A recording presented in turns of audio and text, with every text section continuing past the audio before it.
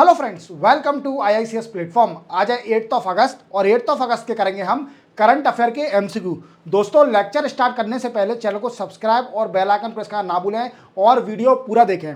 और मैं आपको एक और इन्फॉर्मेशन देना चाहूँगा कि दोस्तों, अब ये करंट अफेयर जो एमसीक्यू का वीडियो आता है वो सुबह 8 बजे आता है। क्लियर? तो मैं देख रहा हूँ कई सारे मेरे सब्सक्राइबर वो सुबह 8 बजे का वीडियो नहीं देख पा रहे हैं, उनको लगता है कि 12 बजे आएगा, बट अब ये वीडियो सुबह 8 बजे कर दिया है जिससे कि आपको सुबह सुबह करंट अफेयर के एमसीक्यू मिल सके। चलते हैं, लेक्चर स्टार्ट करते हैं। First question, which country announce Maitri grant for research and culture collaboration with India. देखो, ये पूछ रहा है कि किस कंट्री ने इंडिया के साथ एक कोलैबोरेशन किया है फॉर मैत्री ग्रांट। मैत्री ग्रांट तो वो है ऑस्ट्रेलिया कंट्री। अब दोस्तों, क्वेश्चन बनता है कि मैत्री ग्रांट जो दिया जाएगा ऑस्ट्रेलिया की तरफ से, जो एग्रीमेंट, उसमें होगा क्या। तो दोस्तों, आप जैसे जानते हो कि इसके अंदर एक वर्ड लिखा है कि research and culture collaboration, means research और कल्चर के बीच में कोलैबोरेशन हुआ है इंडिया और ऑस्ट्रेलिया के बीच में। अब इसमें वर्क क्या होगा कि दोनों कंट्री क्या करेंगी, इस पर काम करेंगी एग्री बिजनेस पर,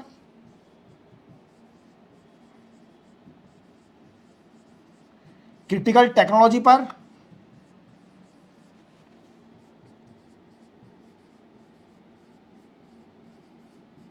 एनर्जी ट्रांजिशन,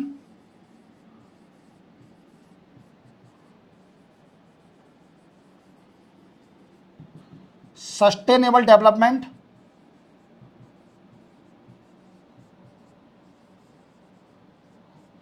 अब आप पूरी तरह समझ गए होंगे कि what is the actual meaning of we can say Maitri grant. What is the actual meaning of Maitri grant that both country India and Australia sign the collaboration. The name of collaboration is culture and what research collaboration. याद रखोगे। चलते हैं next question पर।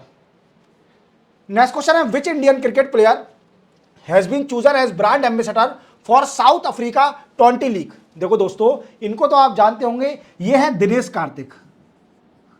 कौन है दोस्तों? दिनेश कार्तिक। और ये आप इनको इसलिए भी जानते होंगे कि जब वर्ल्ड कप आने वाला होता है तो इनका सिलेक्शन हो जाता है। मीन्स जब भी कभी वर्ल्ड कप आता है इंडिया का, तो वर्ल्ड कप तो इनका सिलेक्शन हो जाता है उस टीम में। बट अब इन्होंने रिटायरमेंट ले लिया है। आईपीएल 2024 के बाद से उन्होंने रिटायरमेंट ले लिया है। इस बार T20 वर्ल्ड कप में नहीं सिलेक्शन हुआ, और ये जब वर्ल्ड कप आता था तो ये अच्छा परफॉर्मेंस देना स्टार्ट कर देते थे। क्लियर? अब इनको ब्रांड एम्बेसडर बना दिया है साउथ अफ्रीका 20 लीग का। किसका दोस्तों? साउथ अफ्रीका 20 लीग का ब्रांड एम्बेसडर अपॉइंट किया गया है दिनेश कार्तिक को। याद रखोगे। चलते हैं नेक्स्ट क्वेश्चन पर। नेक्स्ट क्वेश्चन है, which state become first state in India to purchase all crop from farmer at MSP. देखो, अब ये पूछ रहा है कि भारत में ऐसी कौन सी पहली स्टेट बनी है जो कि सारी क्रॉप एमएसपी पर खरीदेगी फार्मरों से। और एमएसपी क्या है? Minimum support price. क्या है दोस्तों? MSP is a minimum support price.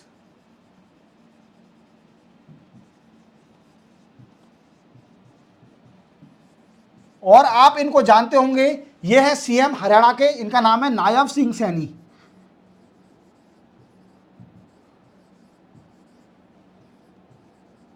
और मैं इनको डेली देखता हूं न्यूज़पेपर में, क्योंकि ये अच्छा काम कर रहे हैं हरियाणा में। अभी नए सीएम बने हैं और अच्छा काम कर रहे हैं, क्योंकि हिंदू और इंडियन एक्सप्रेस पे हर सिंगल पेज पे इनका फोटो आता रहता है नरेंद्र मोदी साहब के साथ। और ये बीजेपी पार्टी से बिलोंग करते हैं, याद रखोगे। अब इन्होंने क्या किया, हरियाणा स्टेट ने अब क्या करेगी कि जो फार्मरों से सारी क्रॉप खरीदेगी एट एमएसपी पर, मीन्स मिनिमम सपोर्ट प्राइस पर फार्मर हर क्रॉप बेच सकता है सरकार को। अब आपके मन में क्वेश्चन आ रहा होगा कि सर, एमएसपी पे इंडिया में कितनी क्रॉप अप्लाई होती है, व्हाट आई मींस कितनी क्रॉप सरकार खरीद सकती है एट एमएसपी इंडिया के अंदर। तो दोस्तों, इसका आंसर है 22 क्रॉप्स वो approve by Indian government at MSP. याद रखोगे, मिनिमम सपोर्ट प्राइस पर इंडियन गवर्नमेंट 22 क्रॉप खरीदती है। और हरियाणा स्टेट ऐसी पहली स्टेट बन गई है जो कि हर क्रॉप एमएसपी पर खरीदेगी, जो कि फार्मर से, स्टेट के जो फार्मर होंगे। याद रखोगे। चलते अपन नेक्स्ट क्वेश्चन पर। नेक्स्ट क्वेश्चन है, who was appointed as director general of Assam rifle force. देखो, इनको देख रहे होंगे आप, ये हैं लेफ्टिनेंट जनरल विकास लखेरा। क्या नाम है इनका? लेफ्टिनेंट जनरल विकास लखेरा। ये आसाम राइफल जो आसाम राइफल फोर्स है जो कि नॉर्थ ईस्ट में रहती है। कहां पर? नॉर्थ ईस्ट के बॉर्डर एरिया को प्रोटेक्ट करती है, north east of India, that is called Assam rifle. और ये आसाम राइफल के डीजी बन गए हैं लेफ्टिनेंट जनरल लखेरा, विकास लखेरा जी बन गए हैं किसके? DG of Assam rifle.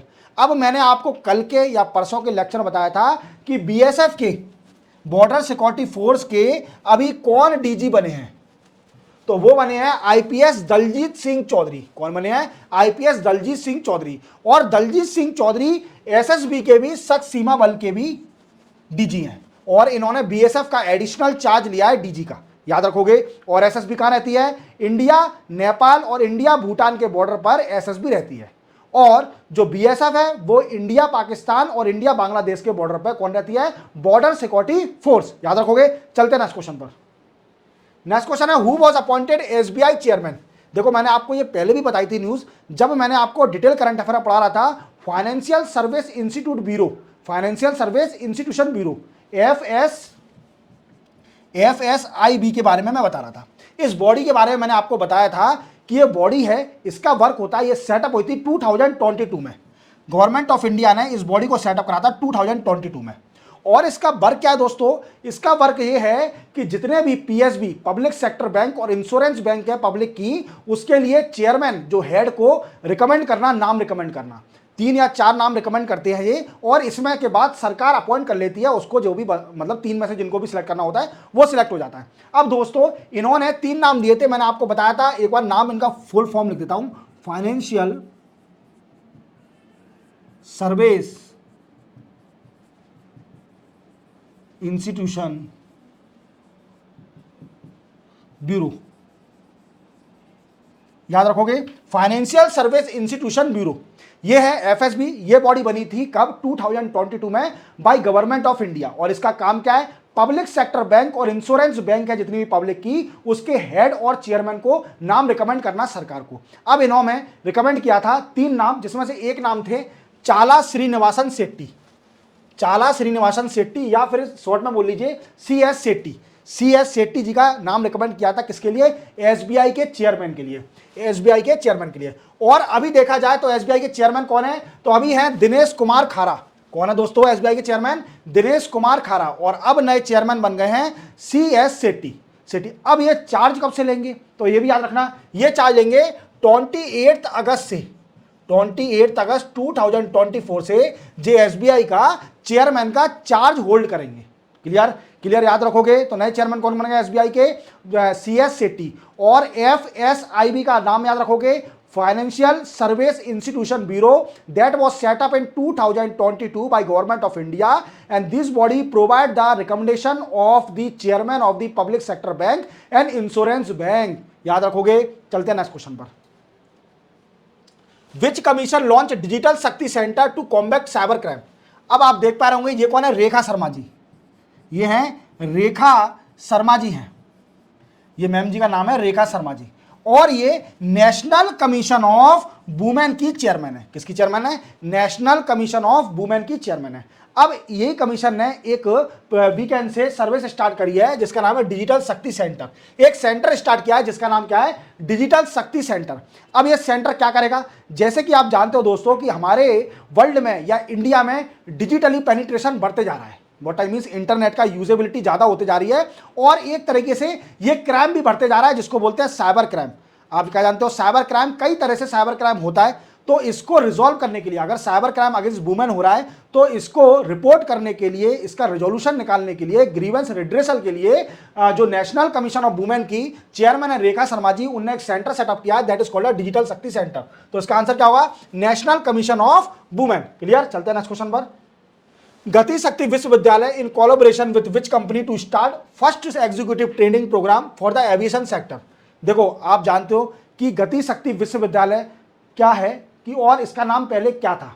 अब पहले तो अपन जान लेते हैं गति शक्ति विश्वविद्यालय कहां पर है। तो दोस्तों ये बड़ौदा में है, बड़ौदा। और कहां पर है? ये गुजरात। क्लियर? और 2022 में इसको सेंट्रल यूनिवर्सिटी का दर्जा दिया था। क्या दिया गया था? सेंट्रल यूनिवर्सिटी का दर्जा मिला था। और इसी के साथ इसका पहले नाम था national rail and transport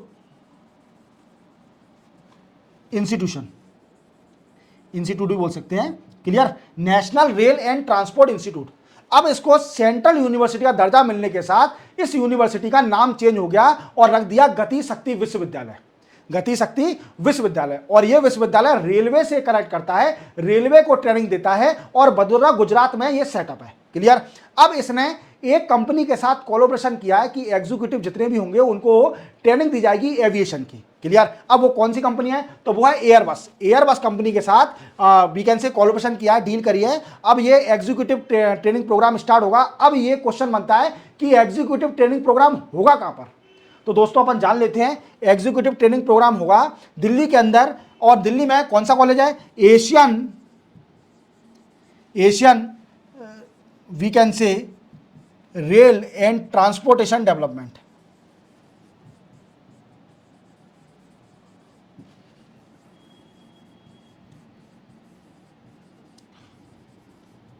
new Delhi, Dwarka में है। और यहां पर ट्रेनिंग दी जाएगी और 2 दिन का प्रोग्राम है ट्रेनिंग का, जो कि 5 अगस्त से लेकर 7 अगस्त तक चला था। कब चला था दोस्तों? 5 अगस्त से लेकर 7 अगस्त तक ये प्रोग्राम चला था, ट्रेनिंग प्रोग्राम। और कहां पर? National Asian institute Asian rail and transportation development, clear, New Delhi के अंदर ये है, क्लियर। चलते हैं नेक्स्ट क्वेश्चन पर। नेक्स्ट क्वेश्चन है, government of India sign agreement with which bank to construct green national highway corridor project. देखो क्या है कि गवर्नमेंट ऑफ इंडिया ने एक इंटरनेशनल बैंक के साथ कोलैबोरेशन किया है, जो कि इसको फंड देगी वो बैंक इंडिया को, और किस लिए? कि ग्रीन नेशनल हाईवे कॉरिडोर बनाए जाएंगे। और वो बैंक है दोस्तों, आप देख पा रहे होंगे, वर्ल्ड बैंक। कौन सी है? वर्ल्ड बैंक क्या करेगी? फंड देगी, गवर्नमेंट इंडिया को फंड देगी फॉर सेटअप और construct the green highway, green corridor highway, ये बोल सकते हैं अपन, ठीक है। अब क्वेश्चन बनता है कि किस किस स्टेट में ये ग्रीन कॉरिडोर हाईवे बनाए जाएंगे। तो दोस्तों सबसे पहले हिमाचल प्रदेश में, देन आफ्टर राजस्थान, 4 स्टेट को सिलेक्ट किया गया है, Rajasthan, UP, Uttar Pradesh and Andhra Pradesh. UP, Himachal Pradesh, Rajasthan, UP and Andhra Pradesh, these 4 state were selected for the construction of green highway that was funded by the world bank. इसी के साथ 8 अगस्त के करंट अफेयर के एमसीक्यू कंप्लीट होते हैं। दोस्तों चैनल को सब्सक्राइब और बेल आइकन प्रेस करना ना भूलें। मिलते हैं कल 9 अगस्त को नए करंट अफेयर एमसीक्यू के साथ। तब तक के लिए जय हिंद।